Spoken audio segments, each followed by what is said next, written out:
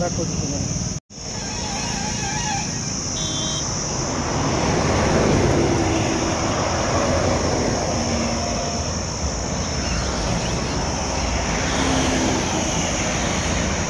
कोणतं चिन्ह मिळाले आणि नेमके निवडणुकीचे मुद्दे काय असणार आहेत? मला चिन्ह मिळालं आहे काडीपेटी, आणि ते काडीपेटी आम्ही मागून घेतलेली आहे आणि ते कुणीही मागितली नव्हती. तर काडीपेटी घेण्याचं कारण तुम्हाला सांगतोच आहे. पण ह्या आपल्या देशामध्ये गोहत्या इतकी मोठ्या प्रमाणात होत आहे आणि गोहत्या रोखण्यासाठी आम्ही काम करते. कारण हे गोहत्याचं प्रमाण इतकं वाढलं आहे की आमच्या एकही खासदारनी आणि कुठल्याही पंतप्रधानांनी हा पार्लमेंटमध्ये मुद्दा मांडलेला नाही. त्यावेळेस अटल बिहारी वाजपेयींनी मांडला होता, परंतु त्यांना सकाळी मांडला आणि संध्याकाळी परत घ्यावं लागलं. हे सगळ्या जनतेला माहीत आहे. आणि लालबहादूर शास्त्रींनी त्यांना तर काय झालं ते तुम्हाला सगळ्यांना माहीत आहे. परंतु मला असं सांगायचं की गाईचा मुद्दा का घेऊ नये, मग या लोकांना का निवडून द्यायचं, ह्या खासदारांसाठी का निवडून द्यायला पाहिजे. तुम्ही खासदार म्हणून जात आहे आणि शेतकऱ्यांसाठी गाईंसाठी तुम्ही काय करताय. कारण या गाईला वाचवलं पाहिजे. गाय जर नाही वाचली तर तुम्ही आम्ही वाचणार नाहीत. कारण हे सरकार जे आहे हे सरकार पूर्णपणे त्याच्या पाठीशी आहे. कारण जे कत्तलखान्यात जातात त्यांना जे बढावा देतात, मांस एक्सपोर्ट करण्यासाठी एक नंबरवर देश नेऊन ठेवला आहे. ह्या देशामध्ये तुम्हाला इतका खतरनाक खेळ करून ठेवलेला आहे.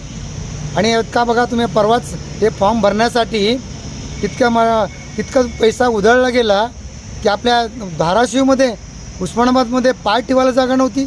एवढं शक्ती प्रदर्शन, हा पैसा आला कुठून. कारण जनतेचा पैसा आहे.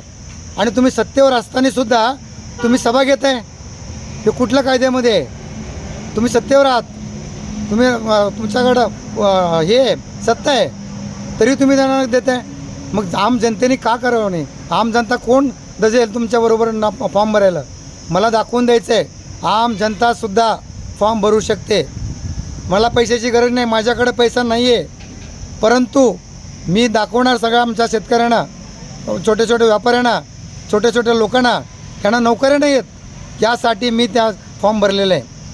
आणि त्यासाठीच मी त्यांना लोकसभा लढणार आहे आणि पार्लमेंटमध्ये आवाज उठवणार आहे. आहे का कुणाची हिंमत, कुठल्या खासदारांची हिंमत पार्लमेंटमध्ये गाईचा मुद्दा घेण्यासाठी. ज्या गाईचं तुम्ही दूध पिलात, त्या आईचं दूध पिलात, त्या आईला जर तुम्ही कत्तलखान्याला पाठवत असाल तर तुमचा काय अधिकार आहे. तुम्हाला त्या सत्तेवर राहण्याचा अधिकार काय आहे हे मला तुम्हाला सांगायचं आहे.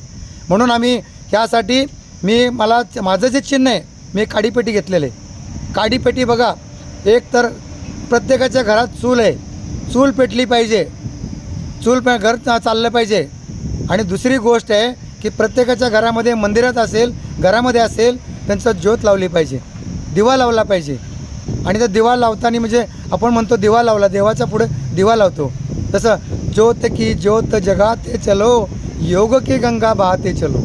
इतका चांगला काडीपेटीचा आधार आहे. आणि तेच काडीपेटी ह्या आमचा भ्रष्टाचाराचा नायनाट करणार आहेत. कारण भ्रष्टाचाराची आम्ही होळी करणार आहेत, म्हणून आम्ही काडीपेटी घेतलेले. यासाठी आज दुधाळवाडी गावातून आज आमच्या हनुमान जयंती होती. आज हनुमान जयंतीनी आमच्या गावामध्ये आमच्या विश्वशक्ती पार्टीच्या माध्यमातून आमचे डॉक्टर अभय छेडाजी आले होते.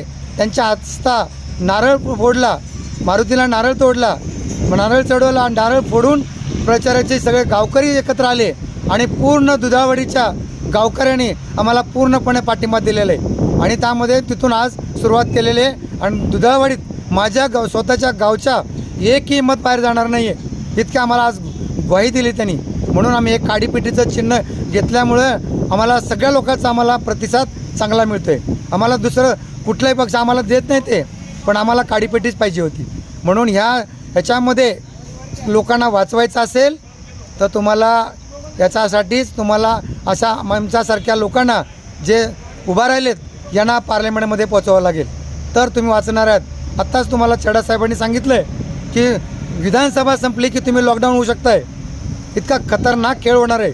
पण तुम्ही तात्पुरता बळी पडू नका. तात्पुरतं आमच्याकडे पैसे नाहीत तुम्हाला द्यायला.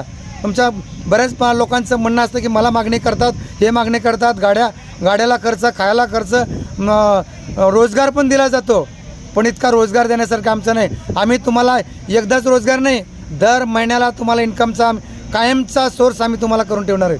हे मी आज सांगण्यासाठी या ठिकाणी आलेलो आहे. आणि आजपासून आमचा खरा प्रचाराला सुरुवात होत आहे. आणि येडेश्वरी मातेच्या आज जत्रा आहे, उद्यापासून आज पौर्णिमा आहे. आज आम्ही येडेश्वरीच्या मंदिरात जाऊन आज नारळ फोडलेला आहे आणि नारळ सोडून आज प्रचाराला खरी सुरुवात केलेली आहे. मी डॉक्टर छेडा बोलतो आहे, विश्वशक्ती पार्टीचे नॅशनल जनरल सेक्रेटरी.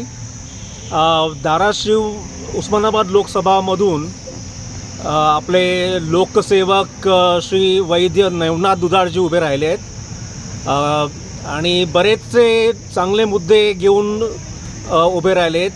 आणि धाराशिवचे मुद्दे आणि पूर्ण भारताचे मुद्दे आणि पूर्ण जगाचे मुद्दे हे पण सुद्धा आहेत. आता मागे जे लॉकडाऊन झालं होतं, फर्जी महामारी जे कोविड होती, त्यामुळे जे लॉकडाऊन केलं होतं, फर्जी लॉकडाऊन, आणि त्यामुळे भारत 12 वर्ष कर्जबाजारी झालेलं आहे. आणि परत असाच एक फर्जी मारामारी परत येणार आहे विधानसभा इलेक्शननंतर, आणि परत लॉकडाऊन होईल आणि पूर्ण परत कर्जबाजारीकडे भारताला नेण्यात येणार आहे. तर हे जे एक आहे न्यू वर्ल्ड ऑर्डर, नवी वैश्विक व्यवस्था, याच्या विरुद्ध आम्ही आवाज मोठा करणार आहोत. आणि हे गुलामीचे न्यू वर्ल्ड ऑर्डर आहे त्याला आम्ही रद्दबातल करून ठेवणार आहोत. तर नवनाथ दुधाळजींना विजयी करा. 7 मेला इलेक्शन आहे, त्या दिवशी कुठलाही दुसरा कार्यक्रम ठेवू नका आणि सिन्सिअरपणे येऊन मतदान करा. नवनाथ दुधाळजी यांची जे निशाणी आहे काळी पेटी, त्याला मोहर मारा, ते बटन दाबा.